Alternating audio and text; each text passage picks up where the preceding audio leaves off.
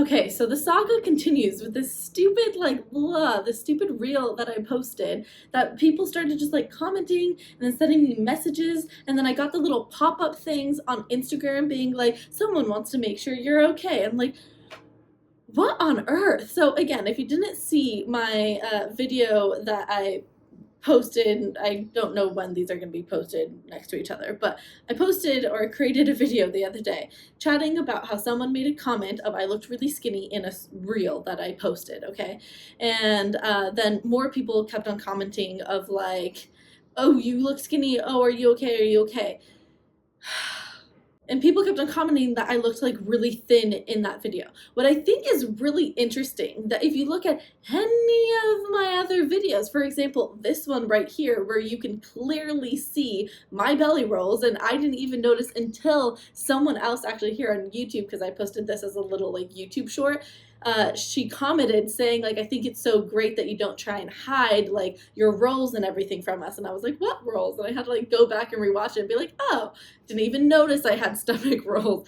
But here I am just freely just being in my body in a bikini, stomach rolls and all, showing you guys on Instagram. And that was literally taken a week before this one video of people then being like, oh my gosh, you're way too skinny, did you relapse, are you actually even, do you even live what you preach and all of that? I'm like, again, huge accusations, and also just so absolutely wrong for someone to do. And I am going to get mad about it because I know that so many of my clients get triggered by people in their life saying things about their body. So I'm like, we need to stop doing this. We need to stop just randomly commenting on someone's body saying oh, you look really skinny, or oh, you're looking really chubby right now.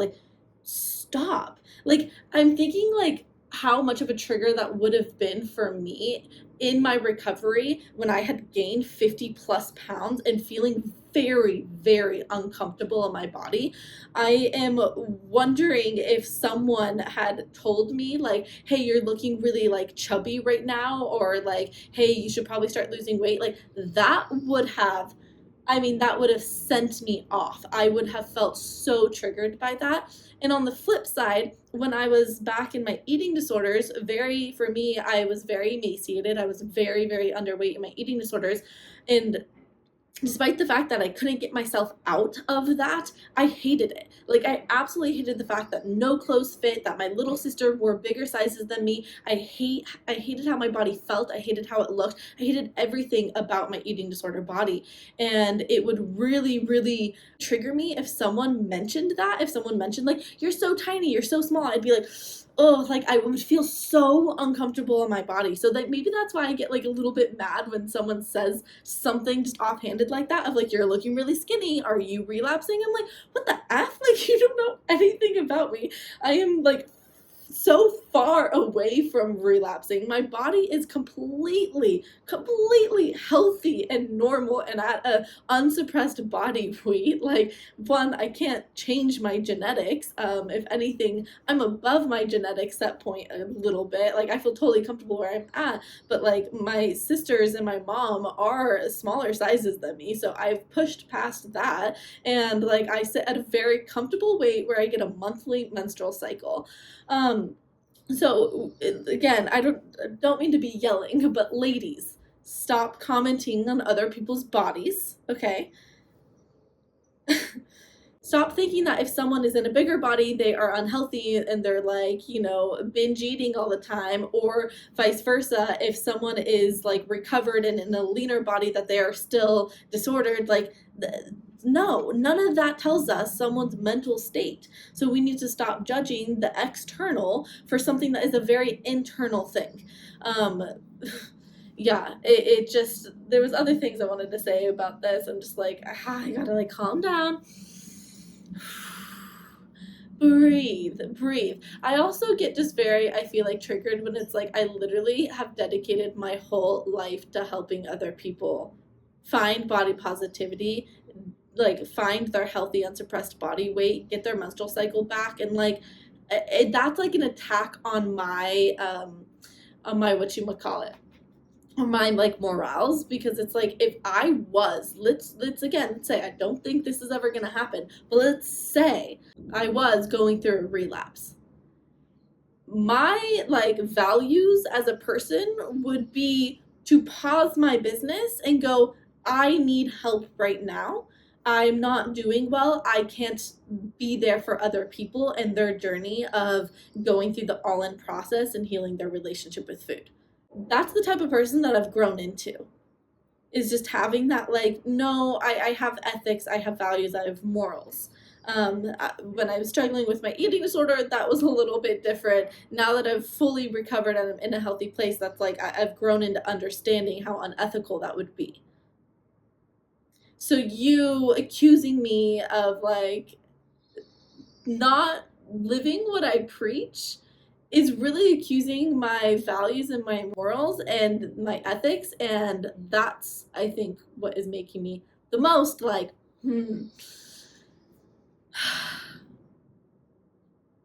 it's so silly. It's so silly.